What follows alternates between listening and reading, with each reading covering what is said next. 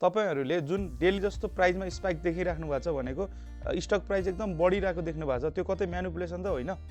अब म्यानिपुलेसन हो कि होइन भन्नको लागि त तपाईले के जान्नु पर्यो भने म्यानिपुलेसन कसरी हुन्छ भनेर जान्नु पर्यो। नेप्सेमा दुईटा तरिकाले शेयर किन्न सकिन्छ। एउटा भनेको लिमिट अर्डर, अर्को भनेको मार्केट अर्डर अनुसार।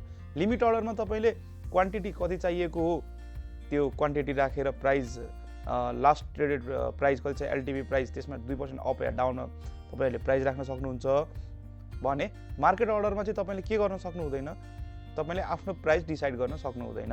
मार्केटमा जतिमा पाइएको छ तपाईले के गर्नुपर्ने हुन्छ त्यतिमा नै शेयर ट्रेड गर्नुपर्ने हुन्छ, किन्न या बेच्ने गर्नुपर्ने हुन्छ। मार्केट अर्डर ल्याउनुको मेन रिजन भनेको चाहिँ के हो, बल्क पर्चेज र बल्क सेल्सलाई हेल्प होस् भन्नको लागि लिएर आइएको हो।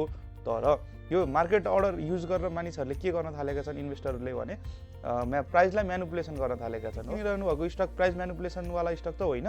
अब यसको 3-4वटा तरिका चाहिँ म यो भिडियोमा कभर गर्छु। एउटा छ pump and dump. Pump and dump भनेको शेयर चाहिँ के गर्ने एकदम उचाल्ने अनि यसको आफूले चाहिँ बेचेर जाने, च्याना लगानी गर्दा चाहिँ के हुन्छ त्यसमा फस्छन्।